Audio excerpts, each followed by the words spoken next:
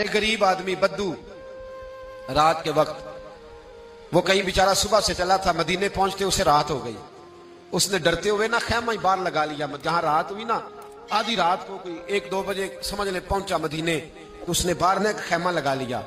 بیوی اس کی امید سے تھی، بچے کی ولادت کا وقت قریب آ گیا، بیمار ہو گئی. اس نے خیمہ لگایا، بیوی اندر ہے. حضرت عمر فاروق گشت پہ تھے رات کو، ساتھ ایک غلام تھا.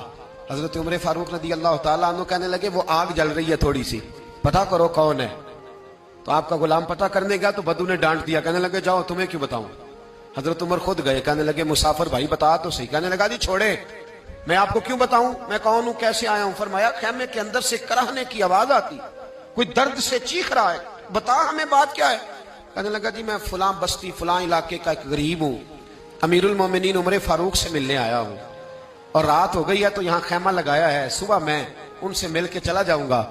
تو رات کو تکلیف دینا پسند نہیں کیا، تو میری بیوی امید سے تھی، اب بچے کی ولادت کا وقت قریب ہے، پاس کوئی نہیں. حضرت عمر کہنے لگے تو ٹھہر میں ابھی آیا.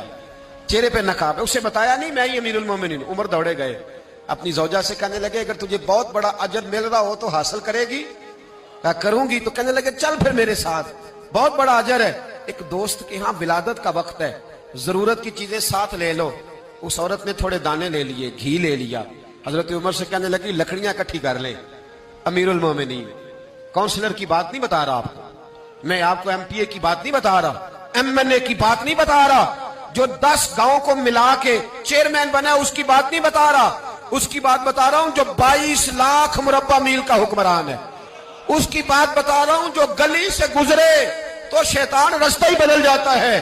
اس کی بات بتا رہا ہوں جس کے بارے میں میرے مصطفیٰ کریم صلی اللہ تعالیٰ علیہ وآلہ وسلم نے فرمایا میرا عمر تو وہ ہے کہ 950 سال حضرت جبریل بھی اس کی شان بیان کریں تو عظمت ختم نہیں ہوتی. اتنا بڑا شخص.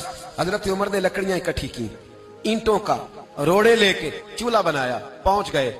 آپ کی زوجہ کہنے لگی یہ تھوڑے دانے ڈالنے، گھی ڈالنے اور ایک لکڑی لے کے اس کو ہلائیں، تیار کریں. خود زوجہ اندر چلی گئی. حضرت عمر باہر پکانے لگے.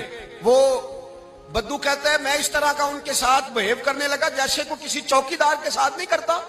میں نے سمجھا یہ عمر نے چوکیدار رکھے آنے جانے والے مہمانوں کا.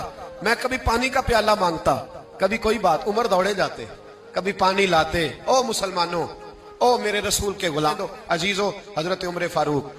وہ غلام کہتا ہے میں عمر سے کہتا، میں کہتا غلام پانی لا تو عمر دوڑ کے پانی لاتے. میں کہتا تجھے گھی پکانا بھی آتا ہے، پہلے بھی کبھی پکایا ہے؟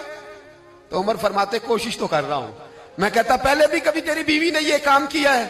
تو حضرت عمر کہنے لگے مجھے یاد نہیں، پوچھ کے بتاؤں گا.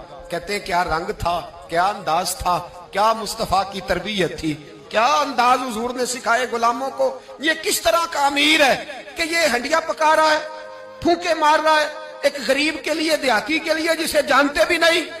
اندر اس شخص کی بیوی کے ہاں بیٹا پیدا ہوا تو حضرت عمر کی بیوی اندر سے بول کے کہنے لگی امیر المومنین مبارک ہو، آپ کے دوست کے ہاں بیٹا پیدا ہوا ہے. جب کہا نا امیر المومنین مبارک ہو تو وہ شخص کہتا ہے میرے ہاتھ کانپنے لگے اور میں اس طرح دوڑا کہ میری پگڑی گر گئی.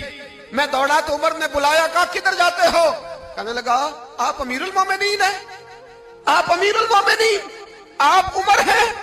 کیسر و کسرا جس کے نام سے کانپے آپ وہ ہیں، جسے مصطفیٰ نے دعا مانگ کے اللہ سے مانگا وہ والے عمر ہیں آپ، جس کے لیے علی المرتضیٰ فرماتے ہیں میں روز دعا کرتا ہوں وہ والے عمر ہیں، جس کے بارے میں ابو بکر صدیق نے فرمایا تھا کہ میں اللہ سے کہوں گا مولا جو تیرے محبوب کی امت کے حق میں سب سے بہتر تھا میں اسے خلیفہ بنا کے وہ والے عمر ہیں.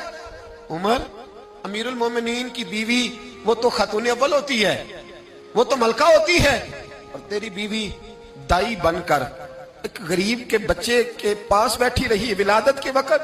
عمر امیر المومنین ہو کے تیری داڑھی ساری دھومے سے بھر گئی، تو ڈیوٹی کرتا رہا. تو سیدنا عمر رو پڑے اور اس بدو کو سینے سے لگا کے کہنے لگے تجھے پتہ نہیں تو کہاں آیا ہے، اس شہر کا پتہ ہے؟